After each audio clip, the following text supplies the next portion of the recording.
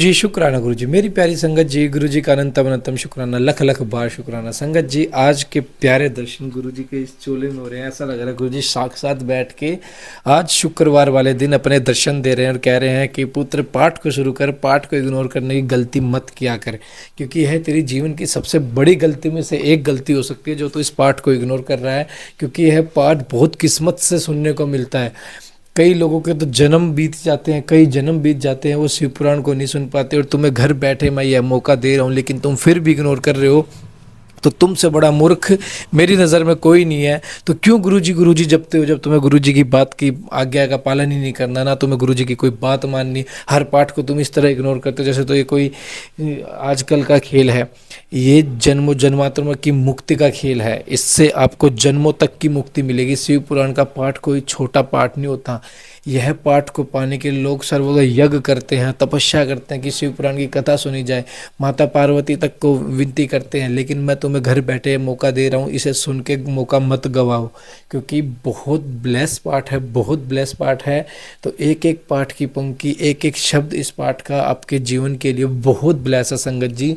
तो आप बिल्कुल भी इसे इग्नोर मत कीजिए, क्योंकि गुरु जी का हुक्म है तो गुरु जी का हुक्म से राखो। भाई गुरु जी खुद कहते हैं मेरे पास आओ तो 5 बातों का ध्यान रखो। कभी मन में चिंतन मत लाओ, मेरे पे शक मत करो, कभी भी मेरे पे शक मत करो, और मेरे पास आओ तो हमेशा जीरो बन के आओ, कुछ साहूकार बन के मत आओ। हमेशा मेरे पास जब भी आओ अपना दिमाग बाहर छोड़ के आओ, जो मैं कहूँ उसे पालन करो। इन 5 बातों का ध्यान रखो, तुम्हारे जीवन को मैं अपने आप सुधार दूंगा, क्योंकि मैं तुम्हारा गुरु हूँ, मैं तुम्हारे भले के लिए ही ऐसी बताता हूँ। तो संगत जी, गुरु जी की इन 5 बातों को ध्यान रखो और इस पाठ को इग्नोर मत करो, पाठ को एंड तक जरूर सुनो। आइए पाठ को शुरू करते हैं गुरु जी के मंत्र जाप के साथ। ओम नमः शिवाय, शिव जी सदा सहाय। ओम नमः शिवाय, गुरु जी सदा सहाय। जय गुरु जी, शुक्राना गुरु जी। जय गुरु जी। देवी के क्रिया योग का वर्णन, देवी की मूर्ति एवं मंदिर के निर्माण, स्थापन और पूजन का महत्व, परा अम्बा की श्रेष्ठता, विभिन्न मासों और तिथियों में देवी के व्रत, उत्सव और पूजन आदि के फल तथा इस संहिता के श्रवण एवं पाठ की महिमा। व्यास जी बोले, महामते ब्रह्मपुत्र सर्वयज्ञ सनंत कुमार, मैं उमा के परम अद्भुत क्रिया योग का वर्णन सुनना चाहता हूँ। उस क्रिया योग का लक्षण क्या है, उसका अनुष्ठान करने पर किस फल की प्राप्ति होती है, तथा जो परा अम्बा उमा को अधिक प्रिय है वह क्रिया योग क्या है, ये सब बातें मुझे बताइए। संत कुमार जी ने कहा कि महान बुद्धिवान देवप्रायण, जिस रहस्य की बात पूछ रहे हो वो सब मैं बताता हूँ, ध्यान देकर सुनो। ज्ञान योग, क्रिया योग, भक्ति योग, ये श्री माता की उपासना के 3 मार्ग कहे गए हैं जो भोग और मोक्ष देने वाले हैं। चित्त का जो आत्मा के साथ संयोग होता है उसका नाम ज्ञान योग है, उसका बाह्य वस्तुओं के साथ जो संयोग होता है वह क्रिया योग है। देवी के साथ आत्मा की एकता की भावना को भक्ति योग कहते हैं। तीनों योग में जो क्रिया योग है उसका प्रतिपादन किया जाता है। कर्म से भक्ति उत्पन्न होती है और भक्ति से ज्ञान होता है और ज्ञान से मुक्ति होती है, ऐसा शास्त्रों में निश्चय किया गया है। मुनि श्रेष्ठ, मोक्ष का प्रधान कारण योग है, परंतु योग के ध्येय का उत्तम साधन क्रिया योग है। और प्रकृति को माया जाने सनातन ब्रह्मा को मायावी तथा माया का स्वामी समझे। इन दोनों के स्वरूप को एक दूसरे से अभिन्न जानकर मनुष्य संसार बंधन से मुक्त हो जाता है। कालीनंदन, जो मनुष्य देवी के लिए पत्थर, लकड़ी तथा मिट्टी का मंदिर बनाता है उसके पुण्य फल का वर्णन सुनो। प्रतिदिन योग के द्वारा आराधना करने वाले को जिस मान फल की प्राप्ति होती है वह सारा फल उस पुरुष को मिल जाता है। जो देवी के लिए मंदिर बनवाता है, श्री माता का मंदिर बनवाने वाला धर्मात्मा पुरुष अपनी पहले बीती हुई तथा आगे आने वाली हजार पीढ़ियों का उद्धार कर देता है। करोड़ों जन्मों में किए गए हुए थोड़े से या बहुत जो पाप शेष रहते हैं वह श्री माता के मंदिर का निर्माण आरंभ करते ही क्षण भर में नष्ट हो जाते हैं। जैसे नदियों में गंगा, संपूर्ण नदों में श्रवण भद्र, अक्षमा में पृथ्वी, गहराई में समुद्र और समस्त ग्रहों में सूर्य देव का विशिष्ट स्थान है, उसी प्रकार समस्त देवताओं में श्री परा अम्बा श्रेष्ठ मानी गई है। वे समस्त देवताओं में मुख्य है। जो उनके लिए मंदिर बनवाता है वह जन्म जन्म में प्रतिष्ठा पाता है। काशी, कुरुक्षेत्र, प्रयाग, पुष्कर, गंगा सागर तट, नैमिषारण्य, अमरकंटक पर्वत पर परम पुण्यमय श्री पर्वत, ज्ञानपथ, गोकर्ण, मथुरा, अयोध्या और द्वारका इत्यादि पुण्य प्रदेशों में अथवा जिस किसी भी संस्था में माता का मंदिर बनवाने वाला मनुष्य संसार बंधन से मुक्त हो जाता है। मंदिर में ईंटों का जोड़ जब तक या जितने वर्ष रहता है उतने हजार वर्ष तक वह पुण्य मणिद्वीप में प्रतिष्ठित होता है। जो समस्त शुभ लक्षणों से संपन्न उमा की प्रतिमा बनवाता है वह निर्भय होकर अवश्य उनके परम धाम में जाता है। शुभ ऋतु, शुभ ग्रह और शुभ नक्षत्र में देवी की मूर्ति की स्थापना करके योग माया के प्रसाद से मनुष्य कृत हो जाता है। कल्प के आरंभ से लेकर अंत तक कुल में जितनी पीढ़ियां बीत गई हों, जितनी आने वाली हैं, उन सबको मनुष्य सुंदर देवी मूर्ति की स्थापना करके तार कर देता है। जो केवल जग दोहिनी परा अम्बा की शरण लेते हैं, उन्हें मनुष्य नहीं मानना चाहिए। वे साक्षात देवी के गण हैं, जो चलते फिरते, सोते जागते अथवा खड़े होते समय उमा इस दो अक्षर के नाम का उच्चारण करते हैं। वे शिवा के ही गण हैं, जो नित्य नैमितिक कर्म में पुष्प, धूप और देवी दीपों द्वारा देवी परा शिवा का पूजन करते हैं। वे शिवा के धाम में जाते हैं। जो प्रतिदिन गोबर या मिट्टी के से देवी को के मंदिर को लीपते हैं अथवा उसमें झाड़ू देते हैं, वे भी उमा के धाम में जाते हैं। जिन्होंने देवी के परम उत्तम एवं रमणीय मंदिर का निर्माण करा है, उनके कुल के लोगों को माता उमा सदा आशीर्वाद देती हुए कहती है, ये लोग मेरे हैं, अतः मुझ में प्रेम के भागी बनकर 100 वर्ष तक जिए और इन पर कभी कोई आपत्ति नहीं है। इस प्रकार श्री माता रात दिन आशीर्वाद देती है। जिसने महादेवी उमा की सुमूर्ति का निर्माण कराया है, उसके कुल के 10,000 पीढ़ियों तक के लोग मणिद्वीप में सम्मानपूर्वक रहते हैं। महामाया की मूर्ति को स्थापित करके उसकी भलीभांति पूजा करने के पश्चात जिस मनोरथ के लिए प्रार्थना करता है, उसको अवश्य प्राप्त कर लेता है। जो श्री माता की स्थापित की हुई उत्तम मूर्ति को मधु मिश्रित घी से नहलाता है, उसके पुण्यफल की गणना कौन कर सकता है। चंदन, एगरू, कपूर, जटामासी तथा नागर मोथा आदि से युक्त जल तथा एक रंग की गौमूत्र के दूध से परमेश्वरी को नहलाए। तत्पश्चात अष्टगंधा धूप के द्वारा अग्नि में उत्तम आहुति देता, धृत और कर्पूर सहित बत्तियों द्वारा देवी की आरती उतारे। कृष्ण पक्ष की अष्टमी, नवमी, अमावस्या में अथवा शुक्ल पक्ष की पंचमी और दसवीं तिथियों में गंध, पुष्प आदि उपचार द्वारा जगदम्बा की विशेष पूजा करनी चाहिए। रात्रि सूक्त, श्री सूक्त अथवा देवी सूक्त को पढ़ते या मूल मंत्र का जप करते हुए देवी की आराधना करनी चाहिए। विष्णु कांता और तुलसी को छोड़कर शेष सभी पुष्प देवी के लिए प्रतिकारक जाने चाहिए। कमल का पुष्प उनके लिए विशेष प्रतिकारक होता है। जो देवी को सोने चांदी के फूल चढ़ाता है, वह करोड़ों सिद्धों से युक्त उनके परम धामों में जाता है। देवी के उपासकों को पूजन के अंत में सदा अपने अपराध के लिए क्षमा प्रार्थना करनी चाहिए। जगत को आनंद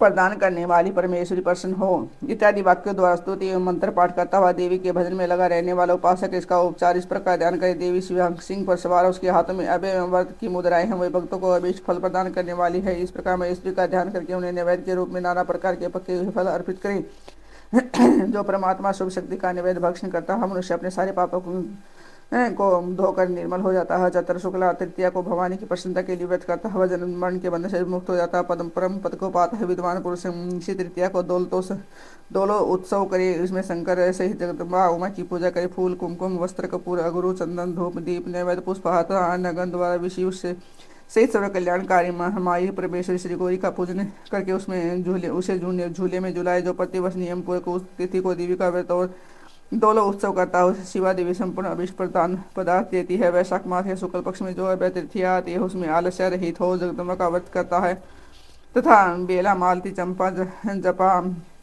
बंदूक और कमल के फूलों से शंकर सहित गौरी देवी की पूजा करता है। वह करोड़ों जन्मों में किए हुए मानसिक, वाचिक और शारीरिक पापों का नष्ट करके धर्म, अर्थ, नाश और मोक्ष इन चारों पुरुषार्थों को अक्षर रूप में प्राप्त कर लेता है। ज्येष्ठ शुक्ला तृतीया को व्रत करके जो अत्यंत प्रसन्नता के साथ महेश्वरी का पूजन करता है, उसके लिए कुछ भी असाध्य नहीं है। आषाढ़ के शुक्ल पक्ष की तृतीया को अपने वैभव के अनुसार रथो उत्सव करें। यह उत्सव देव को अत्यंत प्रिय है। पृथ्वी को रथ है समझे, चंद्रमा और सूर्य को उसके पहिए जाने, वेदों को घोड़े और ब्रह्मा जी को सारथी माने। इस भगवान से मन जटित रथ की कल्पना करके उसे पुष्पमालों से शोभित करे, फिर उसके भीतर शिवा देवी को विराजमान करे। तत्पश्चात बुद्धिमान पुरुष यह भावना करे कि परंपरा अम्बा उमा देवी संपूर्ण जगत की रक्षा के लिए, हमारी देखभाल करने के लिए निमित रथ के भीतर बैठी हुआ रथ धीरे धीरे चले।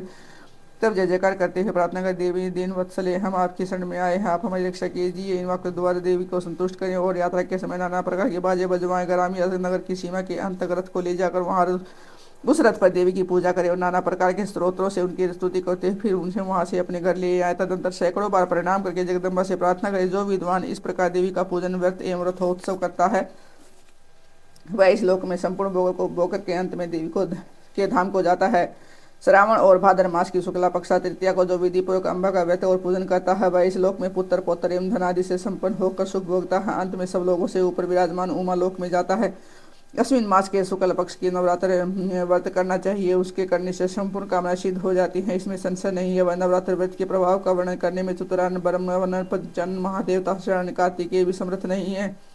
फिर दूसरा कौन समर्थ हो सकता है। मुनि श्रेष्ठ नवरात्र व्रत का अनुष्ठान करके विरत के पुत्र राजा सूरत ने अपने खोए हुए राज्य को प्राप्त कर लिया था। अयोध्या के बुद्धिमान नरेश दुवर्संदी कुमार सुदर्शन ने इस नवरात्रि के प्रभाव से राज्य प्राप्त किया जो पहले उनके हाथ से छिन गया था। उस व्रत राज का अनुष्ठान और महेश्वरी की आराधना करके समाधि वैसा संसार बंधन से मुक्त हो मोक्ष के भागी हुए थे। जो मनुष्य आश्विन मास के शुक्ल पक्ष में विधि पूर्वक व्रत करके तृतीय पंचमी सप्तमी अष्टमी नवमी एवं चतुर्दश तिथियों को देवी का पूजन करता है, देवी शिवा निरंतर उनके संपूर्ण अभिष्ट मनोरथ की पूर्ति करती रहती है। जो कार्तिक मार्गशीर्ष पौष माघ और फाल्गुन मास के शुक्ल पक्ष में तृतीया को व्रत कराता तथा लाल कनेर आदि के फूलों से सुगंधित पुष्पों से मंगलमयी देवी की पूजा करता है, वह संपूर्ण मंगल को प्राप्त कर लेता है। स्त्री को अपने सौभाग्य की प्राप्ति एवं रक्षा के लिए सदा इन महान व्रत का आचरण करना चाहिए तथा पुरुषों को भी विद्या धन एवं पुत्र की प्राप्ति के लिए इसका अनुष्ठान करना चाहिए। इनके सिवा अन्य जो भी देवी को प्रिय लगने वाला उमा महेश्वर आदि के व्रत हैं मुमुक्ष पुरुषों को उनका भक्तिभाव से आचरण करना चाहिए। यह उमा सहित परम पुण्यमयी अथवा शिव भक्ति को बढ़ाने वाला है। इसमें नाना प्रकार के उपखान हैं। यह कल्याणमयी संहिता भोग एवं मोक्ष प्रदान करने वाली है। जो इसे भक्तिभाव से सुनता या एकाग्रचित होकर सुनाता है अथवा पढ़ता या पढ़ाता है वह परम गति को प्राप्त होता है। इसके घर में सुंदर अक्षरों में लिखी गई यह संहिता विधिवत पूज्य होती है। वह संपूर्ण अभिष्टों को प्राप्त कर लेता है। उसे भूत प्रेत और पिशाच दुष्टों से कभी भय नहीं होता। पुत्र पौत्र आदि संपत्ति को अवश्य पाता है, इसमें संशय नहीं है। वह शिवा की भक्ति चाहने वाले पुरुषों को सदा इस परम पुण्यमयी रमणीय उमा संहिता का श्रवण करना एवं पाठ करना चाहिए।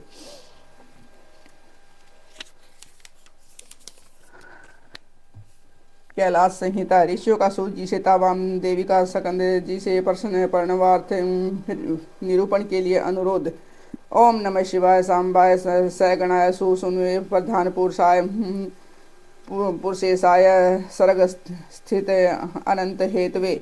जो प्रधान और पुरुष के नियंता तथा सृष्टि पालन और संहार के कारण है वह पार्वती सहित शिव को उनके पार्षदों और पुत्रों के साथ परिणाम है।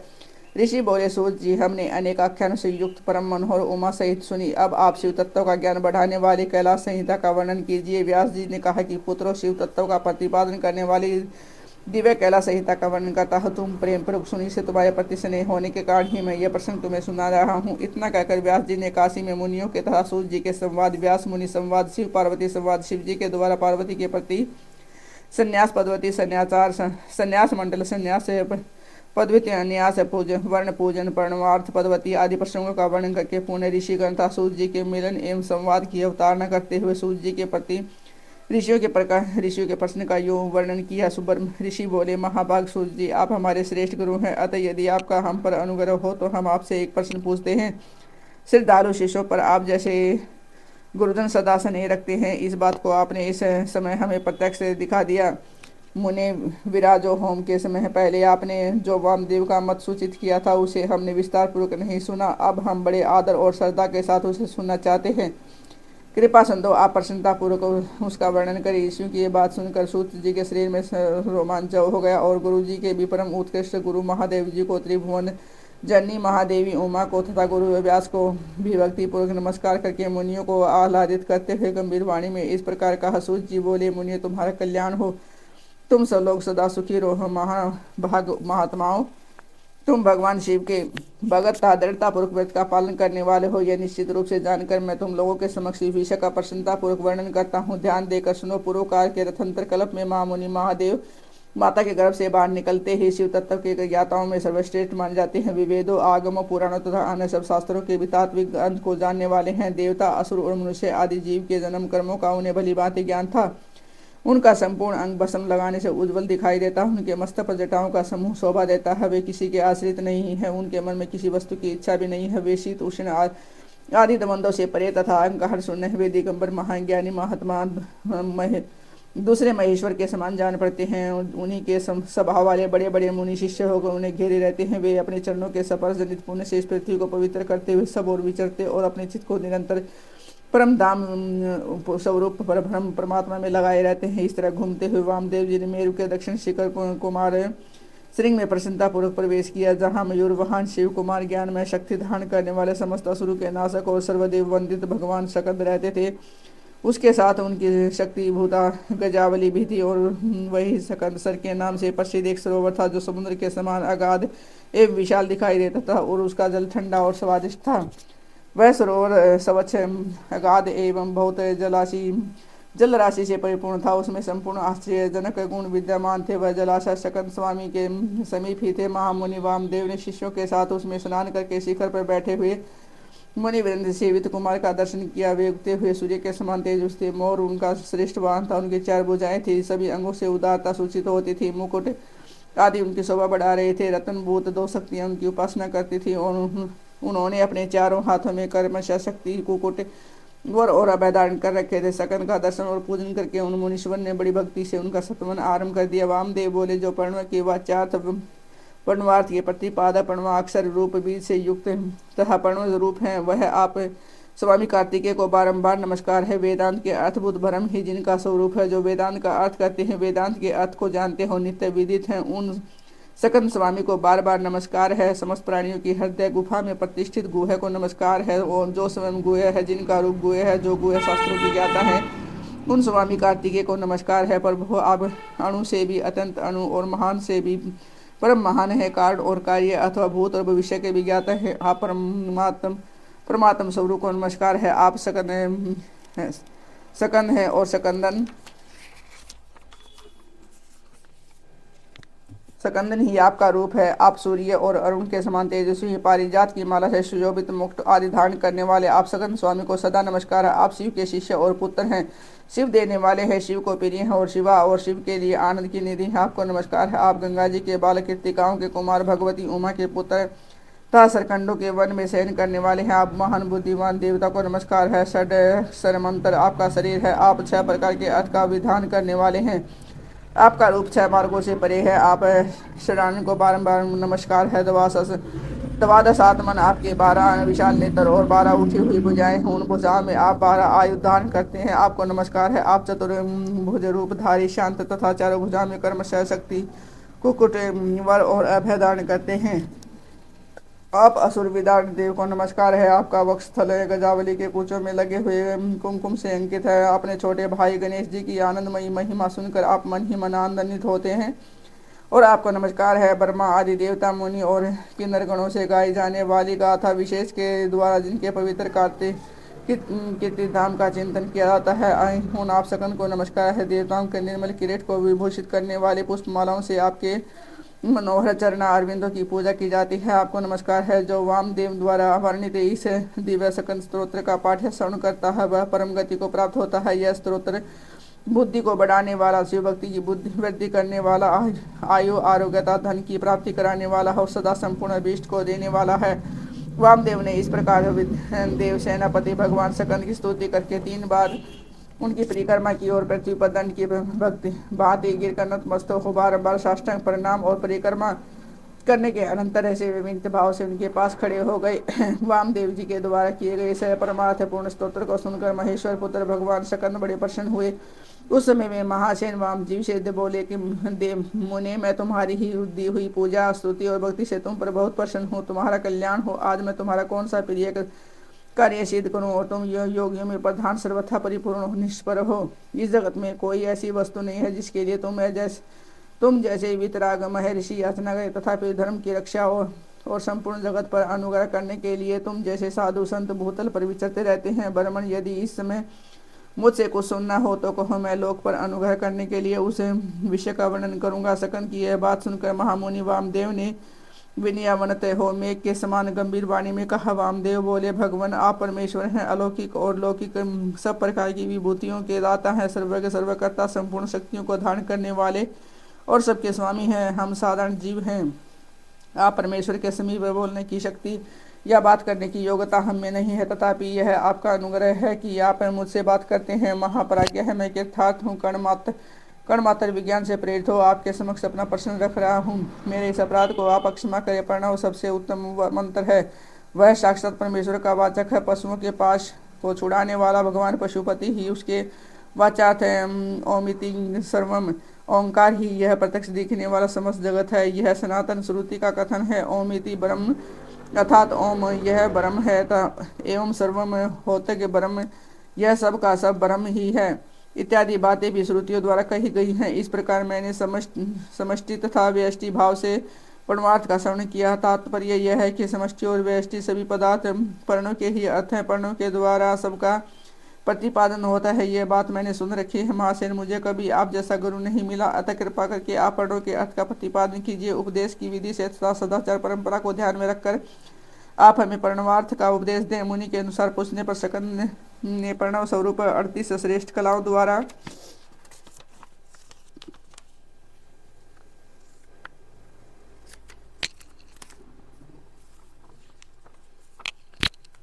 लक्षिता सदा पार्श्व भाग में उमा को साथ रखने वाला और मुनिवरों से घिरे हुए भगवान सदाशिव को प्रणाम करके उस श्रेय का वर्णन आरंभ किया जिसे श्रुतियों ने भी छिपा रखा है। जय गुरु जी, शुक्राना गुरु जी। संगत जी देखो कितना ब्लेस पार्ट है, कितना ब्लेस पार्ट है। तो गुरु जी बार बार कहते हैं इसे इग्नोर करने की तुम गलती कैसे कर सकते हो। पाठ को, शिव पुराण के पाठ को, जिसे सुनने के लिए लोग जन्मों जन्मों तक तपस्या करते हैं कि शिव पुराण की कथा में सुनने को मिले। लोग तपस्या करते हैं, पूरे जीवन काल की तपस्या, कई जन्मों की तपस्या, और आपको घर बैठे यह सुख प्राप्त हो रहा है, लेकिन आप इसे फिर भी इग्नोर कर रहे हो और फिर कहते हो गुरुजी हमारे कुछ काम नहीं बन रहे, हमारे चीज़ें नेगेटिविटी दूर नहीं हो रही। तो कैसे होगी जब गुरुजी के दिखाए हुए रास्ते पे आपको चलना ही नहीं, आपको अपना दिमाग लगाना। गुरुजी खुद कहते हैं मेरे पास आओ तो अपना दिमाग अपने घर रख के आओ, मेरे पास अपना दिमाग मत चलाओ, जो मैं कहता हूँ वो करो। अगर तुम्हें मेरी बात माननी और मुझे अपना गुरु मानते हो तो अपनी प्यारी सी हाजिरी लगाए पाठ में। जय गुरु जी, शुक्राना गुरु जी।